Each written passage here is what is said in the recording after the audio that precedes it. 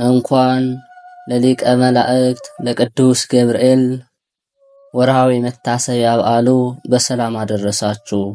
የተከበራችሁ የልዑል እግዚአብሔር ቤተሰቦች፣ የድንግል ማርያም የአስራት ያደራ የበኩራት ልጆች፣ የቅዱሳን ወዳጆች በያላችሁበት በክርስቶስ ፍጹም ሰላምታ ሰላም እላችኋለሁ። የአምላካችን የእግዚአብሔር ስሙ የተመሰገነ ይሁን። የእናቱ የእናታችን የድንግል ማርያም ለስም አጠራሯ ክብርና ምስጋና ይግባት።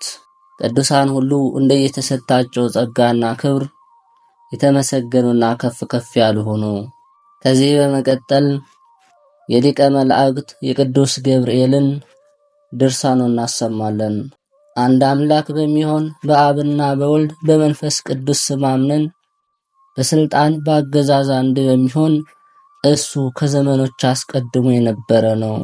የዳህራዊነቱን ፍጻሜ የማይወሰን ኃጣውዕና በደሎችን የሚሰውር የሚሸፍን ለጻድቃንና ለኃጥአን ፀሐይን የሚያበራ ለደጋጎችም ለክፉዎችም ዝናብን የሚያዘንብ በአፍና በአንደበት ሁሉ ምስጋና የሚገባው በሰኔ 19 ቀን የሚነበብ የሊቀ መላእክት የቅዱስ ገብርኤል ድርሳን ይህ ነው እንላለን። በረከቱ ከአገልጋዩ ከሕዝበ ክርስቲያን ጋር ይሁን ለዘላለሙ አሜን። በሊቀ መላእክት በቅዱስ ገብርኤል ስም ኔቅሎን በሚባል ደብር የተሰራች አንዲት ቤተ ክርስቲያን ነበረች።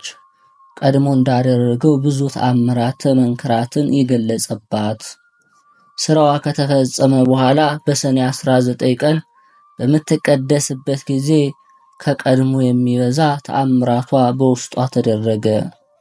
በዚች ቤተ ክርስቲያን በደጇ በኩል ከመሃሏ ላይ በሚቀደስበት ጊዜ እንደ ላብ የሆነ ውሃ ጠብ ጠብ ይል ነበርና ይህ በታየበት ዓመት በሀገሩ ሁሉ ረሃብ ይሆን ነበር። ዳግመኛም እንደ ዝናብ ጠብታ ውሃ ይፈልቃል። ይህ በታየበት ዓመት በሀገሩ ሁሉ ታላቅ ጽጋብ ይሆን ነበር። በዚህ ጊዜ የዚህ ሀገር ሰዎች ረሃብና ጽጋብ ከመሆኑ አስቀድሞ በዚህ ያውቁታል። ይህም ምልክት በየዓመቱ እንደዚች ቀን ሆኖ ይደረጋል። ጴጥሮስን ከግዞት ቤት ያወጣው ይህ ሊቀ መላእክት ቅዱስ ገብርኤል ነው። በግብረ ሐዋርያት እንደተጻፈው ጴጥሮስ በሁለት ጭፍሮች መካከል ተኝቶ እግሮቹንና እጆቹ በሰንሰለት አስሮ ሳለ ጭፍሮቹንም ዘበኞቹንም የእስር ቤቱን በር ይጠብቁ ነበር። የእግዚአብሔር መልአክ ወደ ጴጥሮስ ወረደና በእርሱ ዘንድ ቆመ። በዚህም ቤት ውስጥ ብርሃን ሆነ። ጴጥሮስም መልአኩ ጎኑን መታውና ቀሰቀሰው። ፈጥነ ተነሳለው። ሰንሰለቶቹን ከእግሮቹና ከእጆቹ ወልቀው ወደቁ። ያም መልአክ ወገብህን ታጠቅ፣ ጫማህን አድርጋለው እንዳለውም አደረገ። ልብስህን ልበስና ተከተለኝ አለው። ወጥቶም ተከተለው። የመጀመሪያው በር ከወጣ በኋላ የብረት ላንቃ ካለበት በር ደረሰ። በገዛ ራሷ ወለል ብላ ተከፈተች።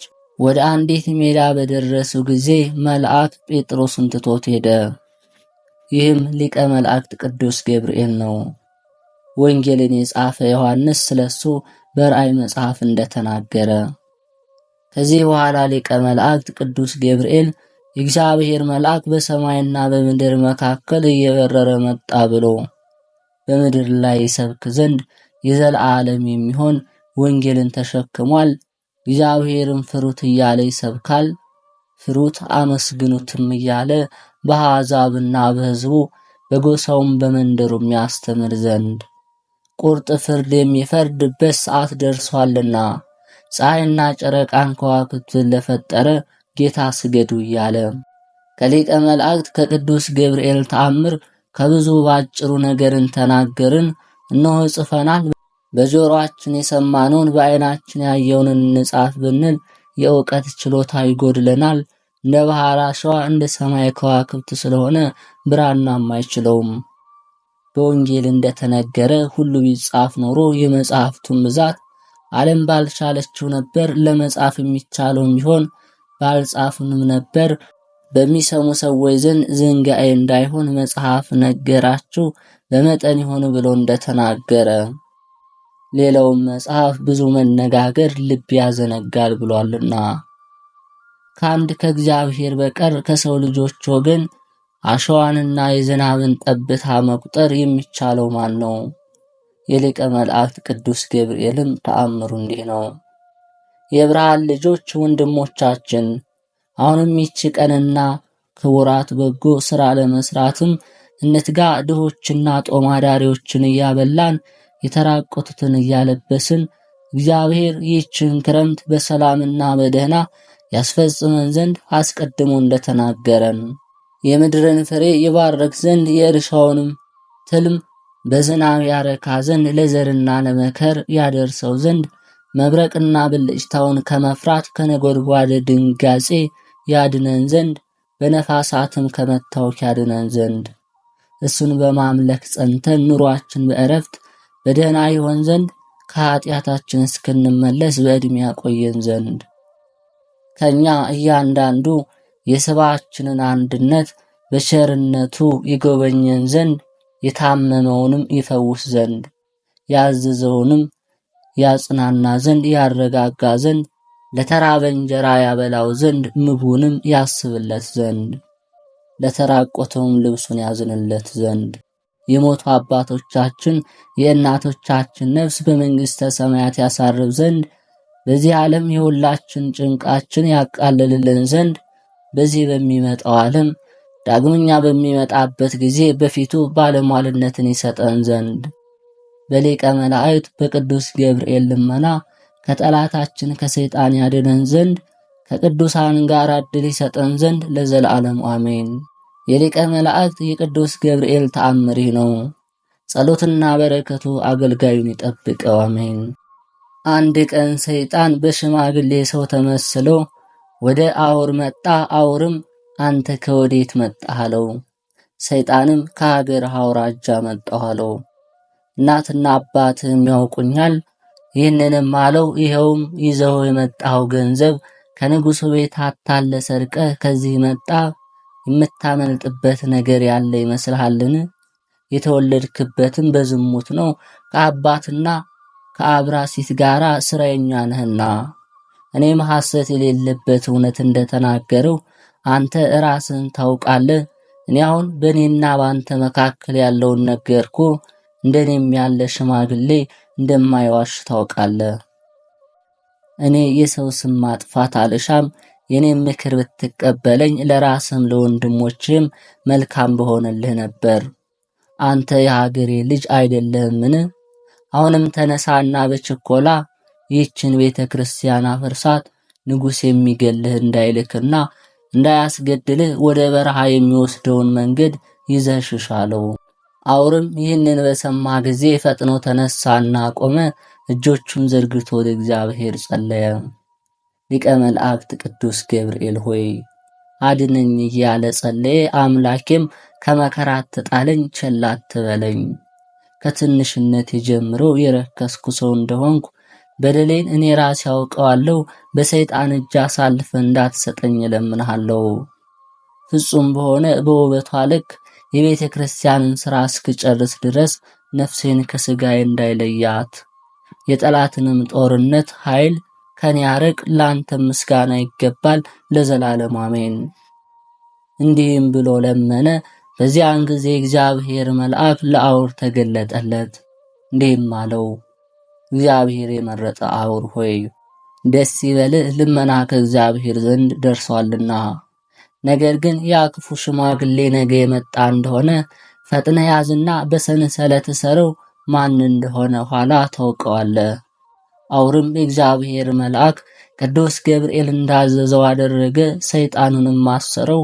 ሰው ከማያየው ቦታም ከቤተ ክርስቲያኑ በር ላይ ሰቀለው። እስም እንዲህ እያለ በታላቅ ቃል ይጮኻል፣ እግዚአብሔር የቀደሰ አውር ሆይ በእግዚአብሔር በቅዱስ ገብርኤል አማጽኛለሁ። ከእስራቴ ተፈታይ ዘንድ ስማይ ልንገርህ። አባት አብራሲት እንደ አምላክ አድርጎ በምድር ሰግዶልኛል። ስሜንም ያውሶ ብሎ ጠርቶኝ ነበር። አሁንም በዚህ በሕዝብ ፊት እንዳታሰቃየኝ እለምንሃለሁ። ከሊቀ መላእክት ቅዱስ ገብርኤል ቁጣ መፍራት የተነሳ በአንተ ላይ ክፉ ነገር ለማድረግ ችሎታ የለኝምና በእጅ የተመዘዘ የእሳት ሰይፍ ስላለ በሱ ሊቀጣኝ ይሻልና፣ ነገር ግን መጥፎና አጸያፊ ስለሆነ ስራዬ እንዳይቀስፈኝ እንዳያጠፋኝ የእግዚአብሔር ቸርነት ይከለክለዋል። እሷን እነግርህ ዘንድ የምታይበት ኃይልም ወይም ችሎታ የለኝምና አሁን ብትተወኝ ብታሰናብተኝ ዳግመኛ ልመለስ አልደፍርም። ሊቀ መላእክት ቅዱስ ገብርኤል ሆይ በዝች ቀን እንዳታሰቃየኝ በእጅ ባለው በወርቅ በትር አማጽኝሃለሁ። በእጅ የተያዝኩ ስለሆነ ወዮልኝ። አውርም ይህንን ነገር በሰማ ጊዜ ያንን ሰይጣን ከእስራቱ ፈተው እንዲሄድም አሰናበተው። ሰይጣን ግን ከቤተ ክርስቲያን ተለይቶ በራቀ ጊዜ በታላቅ ቃል እንዲህ ብሎ ጮኸ። የአብራሲት ልጅ አውር ሆይ እናትና አባትህን በዝሙት እንደወለዱ እኔ ያውቃለሁ። በወለዱህም ጊዜ ገድልህ ዘንድ በላይ ወንበር ጭነውብህ ነበር። በሊቀ መላእክት በቅዱስ ገብርኤል እጅ እግዚአብሔር አዳነህ እንጂ አሁን እንግዲህ እኔ ወደ አንተ እመለስና ኃይሌን በሥጋ ላይ ገልጻለሁ። ሰይጣንም ይህንን ከተናገረ በኋላ በታላቅ ውርደት የእሳት ጢስ በመምሰል አፍሮ ሄደ። አውር ግን ይህን የደረሰበትን ፈተና ያየውንም ነገር ሁሉ ለሕዝቡ ነገራቸው። በረከቱ አገልጋዩ ሕዝበ ክርስቲያን ይጠብቀን በእውነት። የሊቀ መላእክት የቅዱስ ገብርኤል ተአምር ይህ ነው። በቅዱስ ገብርኤል ስም የታነጸች ቤተ ክርስቲያን ስራዋ ከተፈጸመ በኋላ ደስታን የተመላ የመላእክት አለቃ የቅዱስ ገብርኤል ብሩህ በሆነ ገጽና በፍጹም ፈገግታ ተገልጾ የእግዚአብሔር ወዳጅ አውር ሆይ ስለ በጎ ሥራ ፍጹም ድካምህ ብዙ ተደስቻለሁ። ስለሆነም እነሆ ዛሬ ወደ እግዚአብሔር አመልክቼ በመንግሥተ ሰማያት በሰው እጅ ያልተሠራ ቤት የተዘጋጀልህ መሆኑን እገልጽልሃለሁ አለው። ወዳጅ አውር ሆይ ድሃም ቢሆን ባለጸጋ ወደዚህ ቦታ ወይም ገዳም የሚመጡ ሁሉ ፍላጎታቸው ተሟልቶላቸው እንጂ ከነሱ አንዱስ እንኳን ዝኖ አይመለስም። ወዳጅ አውር ሆይ በልዩ ልዩ ደዌ ተይዘው የሚሰቃዩ ሁሉ ወደዚች ገዳም ቦታ ቢመጡ በእውነተኛው አምላክ በጌታዬ በኢየሱስ ክርስቶስ ኃይል ሳይፈወሱ ተስፋ ቆርጠው አይመለሱም። ስለሆነም በዚች ቤተ ክርስቲያን ውስጥ ብዙ ተአምራቶች ይደረጋሉ። ዝናዋም እስከ ዓለም ዳርቻ ይደርሳል። እኔም እሷን ከመውደድ የተነሳ ከእሷ ባለመለየት እኖራለሁ። ከሌሎች አድባራት ሁሉ ከፍ ከፍ ትላለች። እሷን ለመጎብኘት ለመማፀን ከልዩ ልዩ አህጉር የሚመጡ ሰዎች እንደ ሰማይ አእዋፍ ይበዛሉ። ጸሎታቸውንም ወደ እግዚአብሔር አሳርግላቸዋለሁ። አንተም እንደዚህ ወደዚህ የሚመጡትን ሰዎች ሰውነታቸውን ከኃጢአት ያነጹ ዘንድ እዘዛቸው። ቅዱሳንህንም ባስተማራቸው መሰረት እግዚአብሔር ሕጉን በመጠበቅ በቀና ጎዳና ይጓዙ ዘንድ ምራቸው። እነሆ እኔና እግዚአብሔር የምክሩ አበጋዝ የክብር ጓደኛ የሚሆን ሊቀ መላእክት ቅዱስ ሚካኤል በእናንተ ላይ የሚነሱትን የጠላቶቻችሁን ኃይል እናደክማቸዋለን። አሁንም በሰኔ 26 በሚከበረው ቅዳሴ ቤተ ክርስቲያን ስነ ስርዓት ላይ እንዲገኝ ወደ ፍዩም ኤጲስቆጶስ አባ ይስሐቅ ዘንድ ፈጥነህ ላክበት። በዚህች ዕለት እግዚአብሔር በብርሃናውያን መላእክት ሰራዊት ላይ አለቃ አድርጎ ሾሞኛልና። ወዳጅ አውር ሆይ ከኤጲስቆጶስ ከአባ ይስሐቅ በኋላ በሱ ወንበር ላይ የምትቀመጥ ወይም የምትሾም አንተነ። ተደሰት እንጂ አትዘን፣ ወንድሞችን አታሳዝን። ምናልባት ወንድሞች ከዚህ ወጥተው ታናሽ በሆነች ቀይሶ በምትባል ሀገር እስከ ዕለተ ሞታቸው ድረስ በዚያ ሊኖሩ ይችላሉ። ነገር ግን አንተ በሞቱ ጊዜ አስከሬናቸውን አስቀምጠ በዚህ ገዳም ትቀብራቸዋለህ። እንግዲህ በዚህ ቅዱስ ደብር አገልግሎቱን በትጋት ላበረከተ ለእስክንድርያው ዮሐንስ የሕይወት ታሪክን ከመጀመሪያው እስከ መጨረሻው ንገረው። መልአኩ ቅዱስ ገብርኤልም እነሆ ከእግዚአብሔር የሆነውን ሁሉ ነግሬ አበቃለሁ፣ ነገር ግን ከዚህ ዓለም እስከምትለይበት ድረስ ዘወትር ከአንተ አልለይም፣ ለሚገጥም ችግር ሁሉ ፈጥኜ ደርስልሃለሁ ብሎት ከሱ ተሰወረ። አውርም በቅዱስ ገብርኤል አማካኝነት እግዚአብሔር ላደረገለት ሥራ ሁሉ ከፍ ያለ ምስጋና አቀረበ። በማግስቱም ጠዋት ቅዱስ ገብርኤል እንደነገረው ወደ ፍዩም ኤጲስቆጶስ ወደ አባ ይስሐቅ መልእክተኛ ላከ። እሱም ለቤተ ክርስቲያን የሚያስፈልጓትን ንዋየ ቅድሳት በማዘጋጀት ከቀሳውስትና ዲያቆናት ጋር ብዙ የክርስቲያን ወገኖችን አስከትሎ መጣ። ከዚህ በኋላ በሰኔ 26 ቀን በዕለተ እሑድ ለቅዳሴ ቤተ ክርስቲያን የሚገባውን ሥርዓተ ጸሎት አድርሶ በአብ በወልድ በመንፈስ ቅዱስ ስም ባረካት፣ አከበራት። ስሟንም በሊቀ መላእክት ቅዱስ ገብርኤል ስም ሰየማት። ኤጲስቆጶሱም አውርን በማዕረገ ቅስና ሾሙ።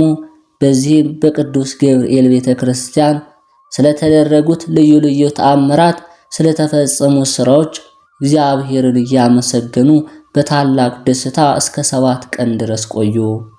ከጥቂት ቀን በኋላ የፍዩም ሀገር ኤጲስቆጶስ አባ ይስሐቅ ስላረፈ የሀገሩ ታላላቅ ሰዎች፣ ሹማምንት፣ የቤተ ክርስቲያን ሊቃውንትም ተሰብስበው አውርን ወደ እስክንድርያ ሊቀ ጳጳስ ይዘውት ሄዱ። ኤጲስቆጶሱም እንዲሾምላቸው ጠየቁት። እሱም ኤጲስቆጶስ ሾምላችሁ ዘንድ ማንን ትመርጣላችሁ ይላቸው። እነሱም መልሰው ቅዱስ አባታችን ሆይ ስለሚሾመው ሰው ሌላ ሰው ይነግርህ ዘንድ አትሻም፣ ነገር ግን በአንተ ላይ ያደረ መንፈስ ቅዱስ ሁሉን እሱ ይነግረናል እንጂ አሉት። እሱም ከሱ ዘንድ ላልተወሰነ ጊዜ እንዲቆዩ ሰነበቱ፣ አዘዛቸውም። ከዕለታት በአንደኛው ቀን ሌሊት የመላእክት አለቃ ቅዱስ ገብርኤል ለሊቀ ጳጳሱ ተገልጾ ነገ ጠዋት ተነስተ በደብረ ኔቅሎን የሚኖረውን ቀሲስ አውርን አስጠራውና በፍዩም ሀገር በአውራጃዋና በአካባቢዋ ኤጲስቆጶስነት ሹመው። እሱ ሐሰትን በእውነት እየደመሰሰ በትክክል በመፍረድ ሕዝቡን እንዲያስተዳድር እንዲጠብቅ እግዚአብሔር ለዚህ ሹመት ማዕረግ መርጦታልና እንደዚሁ ቸል ሳትል ይህን ነገር ፈጥና አድርግ ብሎት ከሱ ተሰወረ። ሊቀ ጳጳሱም ለካህናቱና ከነሱ ጋር ላሉት ሰዎች ያየውን ራእይ የታዘዘውንም ሁሉ ነገራቸው። ስለ አውር ሹመትም ሐሳባቸውን ከሱ ሐሳብ ጋር አስተባበረ። ስለዚህም መልካም አስተዳዳሪ ጠባቂ ስለሰጣቸው እግዚአብሔርን አመሰገኑት። ሊቀ ጳጳሱ አውርም በፍዩም ሀገር በአውራጃዋ በዙሪያዋ ኤጲስቆጶስ አድርጎ በአንብሮተ እድ ሾሞ ላከላቸው። ከዚህ በኋላ አውር ወደ ደብረ ኔቅሎን ተመልሶ መጣ። በዚያም አብያተ ክርስቲያናትን አሳነጸ።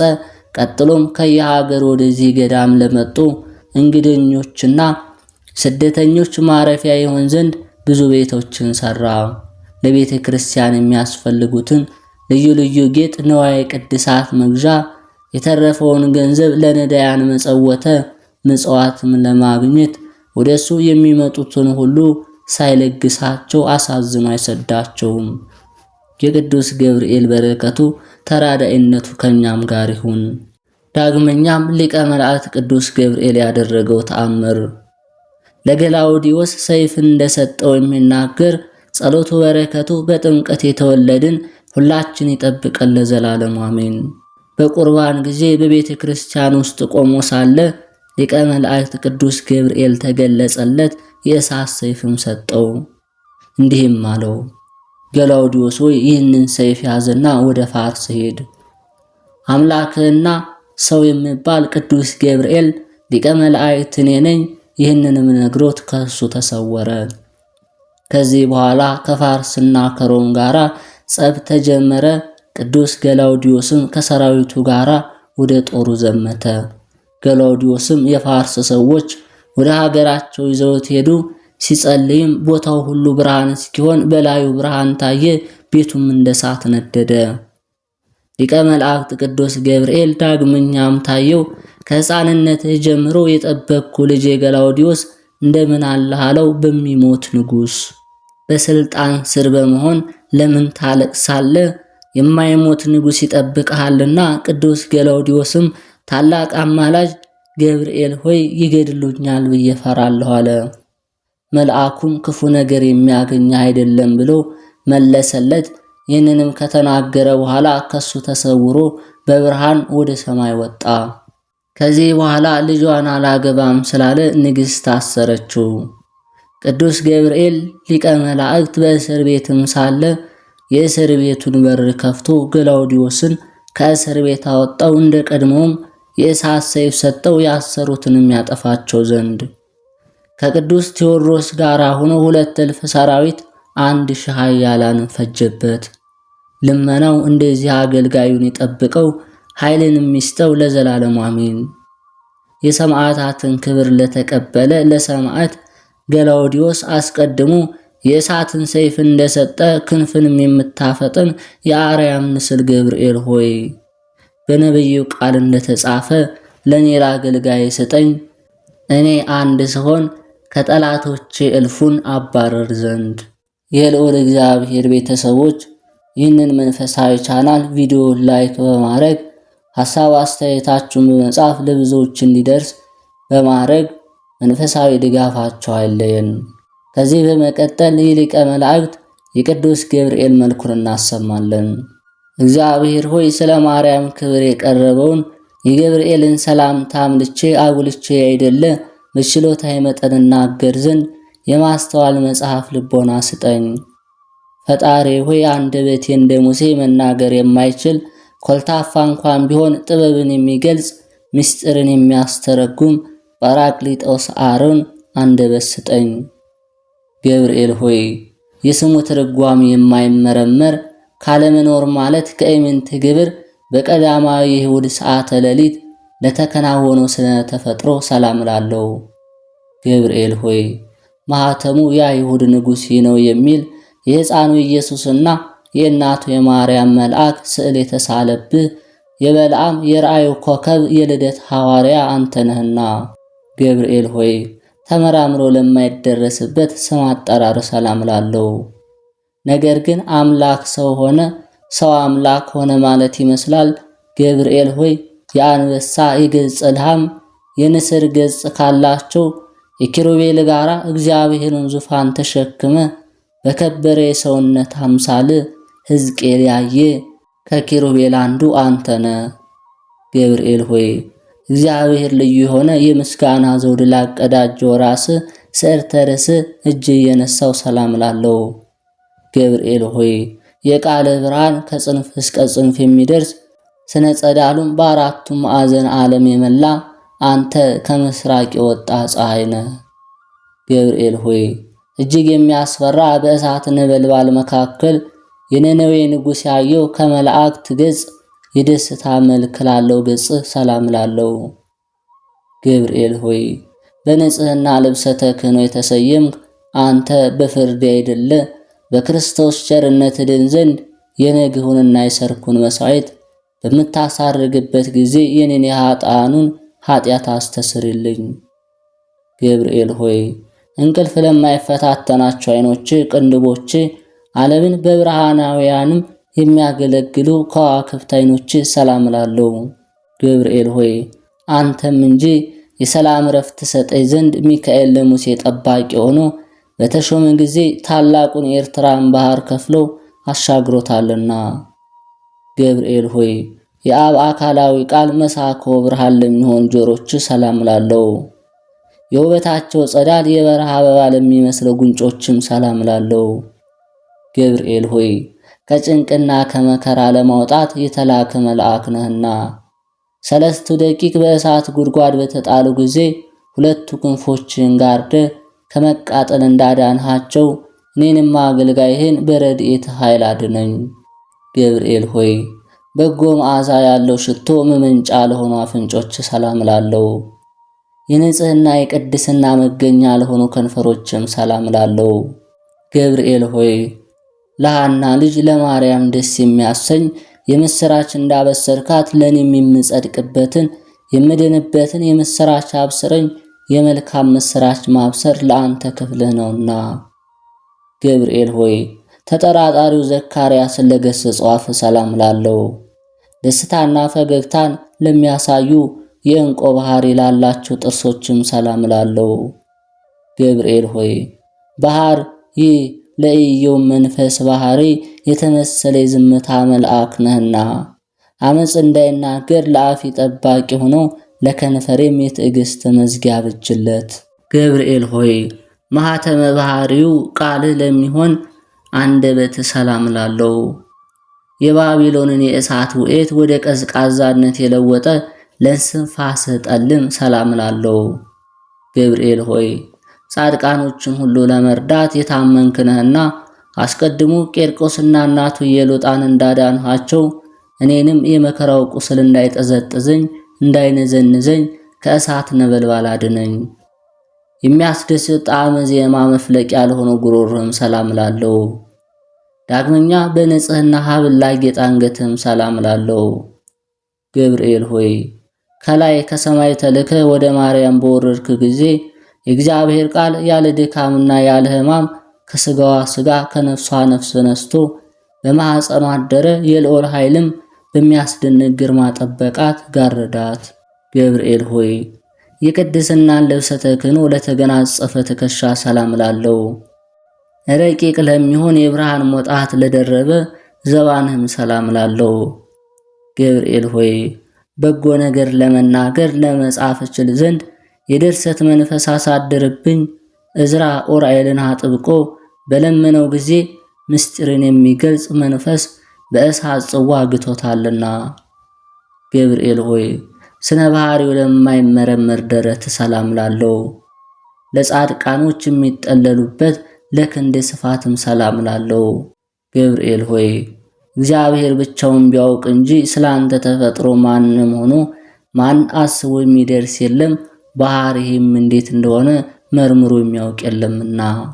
ገብርኤል ሆይ እግዚአብሔር በመለኮታዊ ችሎቱ አስተባብሮ አቀናብሮ ለፈጠራቸው እጆች ለሁለቱ ረቂቃን ወረቶች ሰላም እላለሁ። ገብርኤል ሆይ የክርስቶስና የወላጅ እናቱ ሐዋርያ አንተ ነህ። እሳቱ ከማይጠፋ ትሉ ከማያንቀላፋ የኩነኔ ጉድጓድ መንጥቅ አውጣኝ።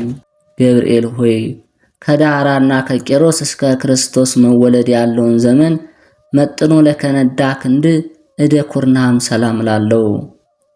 ገብርኤል ሆይ ያዘኑትን የምታረጋጋ ጻድቃንን የምትጎበኛቸው አንተ ስለሆንክ ሐዘንን የሚያስረሳ የደስታ ወይን አጠጣኝ። ላዘኑ ለተከዙ ወይን ያጠጣቸው ዘንድ ሕግ ተሰርቷልና። ገብርኤል ሆይ ብሩክ ጸጋን ለሚለግስ መዳፍ ሰላም እላለሁ። የክቡር መልአክ ጣቶች ለሚሆኑ ነበልባላዊ ጣቶችም ሰላም እላለሁ። ገብርኤል ሆይ ወደ እውነተኛው አምላክ አደራ አስጠብቀኝ። በዚህ ዓለም ጠዋት የተናገረውን ማታ የሚደግም ዘመድ ወይም ወዳጅ አይገኝምና። ገብርኤል ሆይ ብርሃናትን ለተጎናጸፉ ለጣቶች ጽፍር ሰላም እላለሁ። በሁለት እሳታውያን አክናፍ ላሸበረቁ ጎኖችም ሰላም እላለሁ። ገብርኤል ሆይ ስለ እኔ ሕይወቱን አሳልፎ የሰጠውን ፈጣሪ በአርያና በአምሳል የፈጠርከውን እንዴት ታጠፈዋለህ? አሳምረህ ያነጽከውንስ ሕንፃ ስለምን ታፈርሰዋለህ? እያልህ ማልድልኝ። ገብርኤል ሆይ ምግቡ የምስጋና ጣዕም ህብስት ለሆነ ሆድ ሰላም እላለሁ። የሦስት ሕዋሳት አካል መሥዋዕት ለሚሆን ጽሩይ ልቦናህም ሰላም እላለሁ። ገብርኤል ሆይ ስለዚህ አንተ የሕያዋን ሁሉ ሕያው ነህ። ሰው ግን ይሞታል፣ ወደ መሬትነቱ ይመለሳል፣ ሕይወቱም እንደ ጢስ ብንብላ ትጠፋለችና። ገብርኤል ሆይ የምስጋናን በዝማሬ ድምፅ ለሚያሰማ ለሚያመሰግን ህሊና ሰላም እላለሁ። የሥጋዊ ባህሪ ክፍለ አካል ግን በባህሪ የሌለ ነው። ገብርኤል ሆይ የድህነት መልአክ ነህና እኔን አገልጋይን ከችግር አውጣኝ። ይልቁንም ጠላቴ ሰይጣን የመቅሰፍት እሳት ወላፈኑን በእኔ ላይ በነዛ ጊዜ ፈጥነ በክንዶች ጋርድልኝ። ገብርኤል ሆይ ስነ ባህሪው ረቂቅ ለሆነ እንብርት ሰላም እላለሁ። በብሩህ መብረቅ የተሸለመ ነበልባላዊ ወገብም ሰላም እላለሁ። ገብርኤል ሆይ እኔ ልበ ክፉ አፈ ጻድቅ ስሆን ንስሐ ሳልገባ በከንቱ ሞት ይሆን?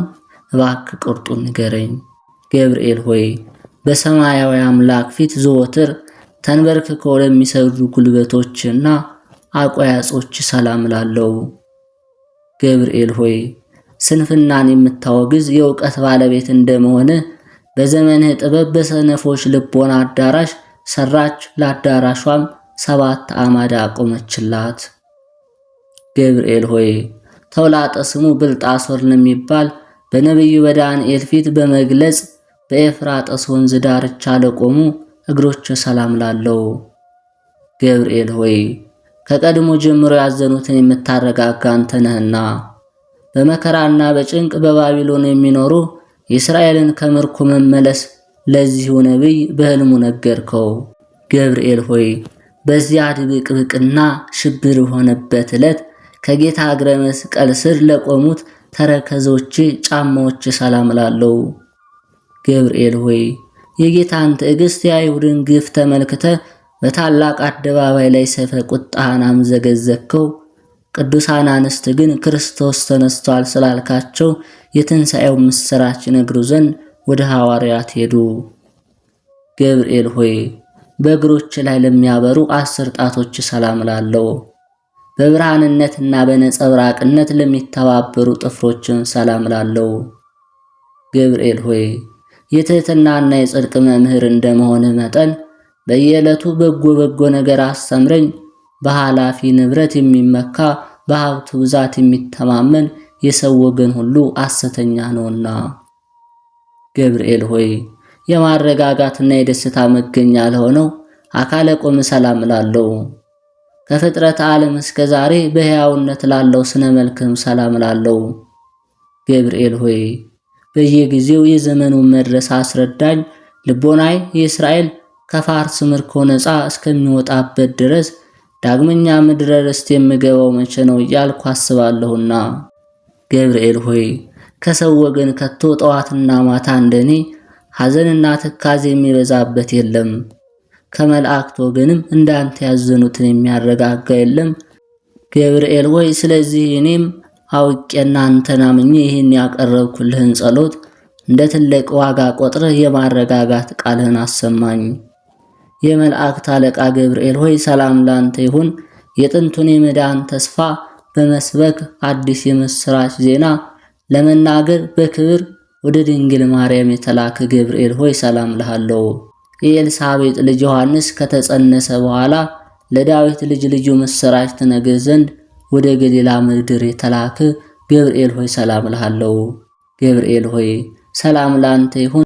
ድንግል ማርያምን ቃል ሰላም ላንቺ ይሁን ባላት ጊዜ ከስጋዋ ስጋ ከነፍሷ ነፍስ ነስቶ ያን ጊዜ መለኮት በሷ ሰው ሆነ።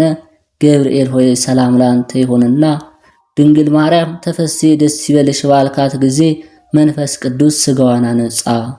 የልዑል ኃይል ጋረዳት።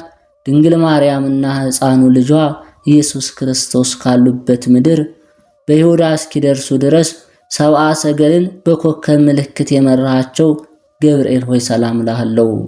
በእግዚአብሔር ልጅ ተመስለ በእሳቱ ጉድጓድ በመገኘት ለአናንያ የእሳቱን ነበልባል እንደ ውርጫ ቀዘቀስከው።